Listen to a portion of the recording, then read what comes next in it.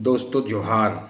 आप सभी को क्रांतिकारी सलाम। और आज विश्व आदिवासी दिवस है। इस विश्व आदिवासी दिवस मूल निवासी दिवस की हार्दिक हार्दिक शुभकामनाएं आपको इस वीडियो के माध्यम से देते हैं।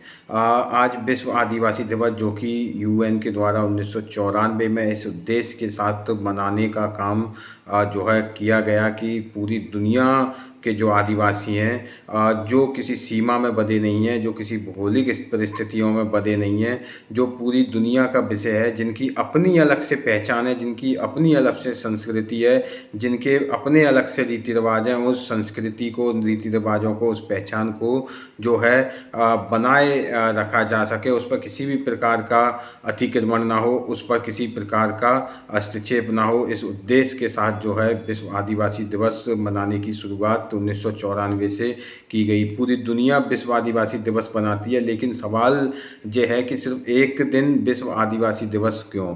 आदिवासी आदिकाल से हजारों सालों से इस दुनिया के मालिक रहे हैं। हम जिस देश में रहते हैं, जिस जिस देश में भी रहते हैं, उन देशों के मालिक आदिवासी रहे हैं। असल में इस जमीन के मालिक आदिवासी हैं, इस जंगल के, इस जल के जो है मालिक आदिवासी हैं। हमेशा से ही आदिवासियों ने इस दुनिया के जल, जंगल, ज़मीन को संरक्षित करने का काम किया। और जो गैर आदिवासी लोग हैं, उन्होंने इसको कम समझने का काम किया। और जो कॉरपोरेट विकसित हुआ, उन्होंने इस ज़मीनों को छीनने का काम किया और जल, जंगल, ज़मीन को बर्बाद करने का काम किया।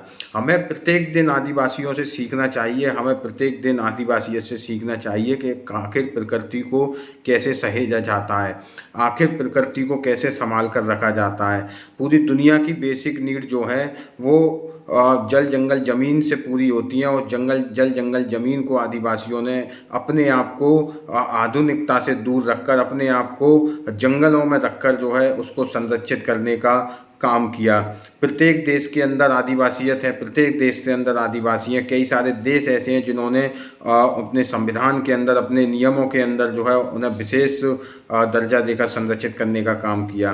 भारत में भी इस प्रकार के कई काम किए गए। भारत में आदिवासियत बहुत महत्वपूर्ण विषय है, क्योंकि एशिया में सबसे ज़्यादा अगर कहीं आदिवासी निवास करते हैं तो भारत में निवास करते हैं। 2011 की जनगणना के अनुसार 8.6% कुल आबादी का आदिवासी समुदाय इस देश के अंदर निवास करता है। लगभग 428 जनजातियां अधिसूचित हैं, लेकिन वास्तविकता में वो 642 जनजातियां हैं, जिनकी अपनी अलग से पहचान है, जिनकी अपनी अलग से संस्कृति है, जिनकी अपनी अलग से रीति रिवाज हैं। लेकिन दुर्भाग्य के उन रीति रिवाजों पर अतिक्रमण करने का काम कारपोरेटों ने हमेशा से किया है, देश की सरकारों ने हमेशा से करवाया। हमें ये सोचना चाहिए कि आखिर हमें किस चीज़ की ज़रूरत है। एक तरफ बेसिक नीडें जो जल, जंगल, ज़मीन से पूरी होती हैं, एक तरफ कारपोरेट वर्ग है जो उन बेसिक नीडों को छीनना चाहता है। तो हमें ये चयन करना चाहिए, आखिर हमें इस देश को बनाने के लिए किन की ज़रूरत है। वो आदिवासी जिन्होंने इस देश को बनाने के लिए अपनी कुर्बानियाँ दी। ये देश का जो आज़ादी का काल, आज़ादी का समय रहा, इसमें आदिवासियों की कुर्बानियाँ रहीं। इस देश का जो स्वतंत्रता का जो समय रहा, स्वतंत्रता के लिए जो लड़ाइयाँ लड़ी गई, उन लड़ाइयों में आदिवासियों ने अपनी कुर्बानियाँ दी। 1857 की क्रांति इस देश में जो है बड़ी क्रांति, उस 1857 से लेकर 1947 तक जो है आदिवासियों की बड़ी क्रांति, उस क्रांति में बड़ा योगदान आदिवासियों का रहा। 1857 से पहले का जो काल रहा, असल में 1757 से लेके 1961 तक का भारत का जो आज़ादी का संघर्ष रहा। 1757 में जिस तरीके से बंगाल के नवाब को हराकर अंग्रेज़ों ने बंगाल पर रेवेन्यू के अधिकार प्राप्त किए, उस लड़ाई से लेकर 1947 तक की लड़ाई, इस देश की आज़ादी, उसके बाद 1961 में देश की पूर्ण आज़ादी, गुलाम मुक्ति तक, आदिवासियों का बड़ा योगदान रहा है। चाहे हम 1857 से पहले 1855 की क्रांति की बात करें, उससे पहले जो है 1818-19 में, 1831-32 में जो क्रांति हुई, 1818 में, 19 में जो भील विद्रोह हुआ, 1831-32 में कोल विद्रोह हुआ, 19वीं शताब्दी में बिरसा मुंडा का विद्रोह हुआ, 1855-56 में जो है संथल क्रांति हुई जिसमें हजारों आदिवासियों ने अपनी जान गंवाने का काम किया। 1779-80 में जो तिलका मांझी के द्वारा अंग्रेजों के खिलाफ युद्ध लड़ा गया, उसमें हजारों की तादाद में आदिवासियों की कुर्बानियाँ हुई। आदिवासियों ने इस देश के लिए हमेशा से कुर्बानी देने का काम किया, लेकिन बदले में इस देश ने आदिवासियों को क्या दिया? सिर्फ जल जंगल ज़मीन छीनने का काम किया। जल जंगल ज़मीन के साथ साथ जंगलों से बेदखल करने का आदिवासियों को काम किया। आखिर इस देश की तमाम व्यवस्थाएं, चाहे वो शिक्षा की व्यवस्था हो, चाहे वो स्वास्थ्य की व्यवस्था हो, वो आज तक आदिवासियों तक पूर्ण रूप से क्यों नहीं पहुंच पाई?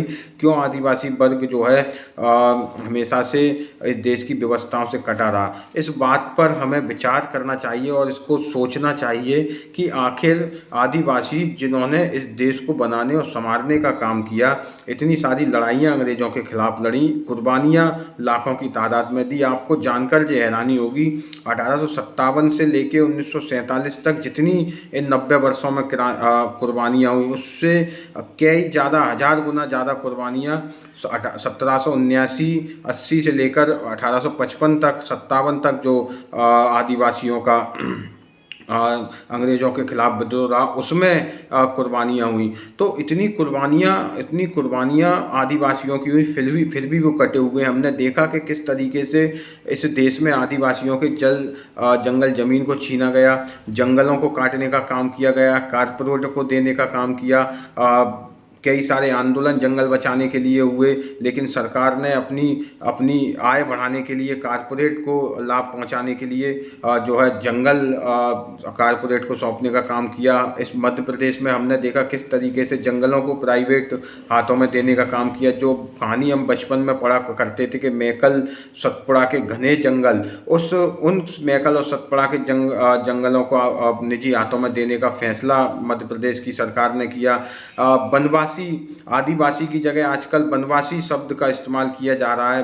वनवासी वो लोग जिन्हें जानबूझकर जंगलों में बसाया जा रहा है और उनके माध्यम से उन्हें जंगल में बसाकर उनके माध्यम से जल जंगल ज़मीन की हिस्सेदारी जो है वो कारपोरेट को सौंपी जा रही है और आदिवासियों को पीछे ढकेला जा रहा है। एक जो बड़ा षड्यंत्र वनवासी के नाम पर आदिवासियों के खिलाफ हमारे देश में चल रहा है। ये जिम्मेदारी है इस देश के बुद्धिजीवी वर्ग की, इस देश के उन एक्टिविस्टों की जो इस देश को बनाने की लड़ाई लड़ते हैं, इस देश में समान भागीदारी की लड़ाई लड़ते हैं। जयपाल मुंडा साहब ने कहा था कि हमारी अलग पहचान है, हमारी अलग संस्कृति है, हमें किसी दूसरे नाम से परिभाषित ना किया जाए। वो जयपाल मुंडा साहब जिन्होंने भारत के आदिवासियत को विश्व पटल पर स्थापित करने का काम किया, लेकिन इस देश की सरकार जो है सरकारों ने जयपाल मुंडा साहब के विपरीत भी काम किया और आदिवासियों को जो है एक वर्ग विशेष में, एक जाति विशेष में बांधने का काम किया, एक धर्म विशेष में बांधने का काम किया। इस देश को हमेशा से ही आदिवासियों ने बनाने का काम किया। अगर आदिवासियों का योगदान अगर इस देश से हटा दिया जाए तो मैं नहीं समझता कि इस देश का इतिहास लिखा जा सकेगा, इस देश का इतिहास जो है पढ़ा जा सकेगा। इस देश का इतिहास जब पढ़ा जाएगा, हमारे देश का, भारत का इतिहास जब पढ़ा जाएगा, जब आदिवासियत का इतिहास इस देश के इतिहास में स्वर्ण अक्षरों में लिखा जाना सुनिश्चित होगा। और आज विश्व आदिवासी दिवस है। हमको ये प्रेरणा लेनी चाहिए कि जिन आदिवासियों ने इस देश को बनाने का काम किया, इस देश को जो है जल जंगल ज़मीन को संरक्षित करने का काम किया, आज उन आदिवासियों के खिलाफ कारपोरेट को जो है खड़ा किया जा रहा है उन आदिवासियों के खिलाफ, और उनके जंगल छीने जा रहे हैं, जल छीना जा रहा है, ज़मीन छीनी जा रही है। उन्हें कैसे बचाया जा सके, ये संकल्प भी आज हमको विश्व आदिवासी दिवस पर लेना चाहिए, ताकि हम इस देश की संस्कृति को बचा सकें, देश के कल्चर को बचा सकें और इस देश में एक भाईचारे और अमन का जो है वातावरण निर्मित हो सके, जहाँ आदिवासियों का अपने हक और अधिकार सुनिश्चित हों, जहाँ आदिवासी जो है जल जंगल ज़मीन जिनकी संरक्षित हों। एक ऐसे देश की परिकल्पना के साथ हमें आज संकल्प लेना चाहिए और आदिवासियत को बचाने की बात हमें करना चाहिए। आप सभी को एक बार पुनः विश्व आदिवासी दिवस की हार्दिक शुभकामनाएं।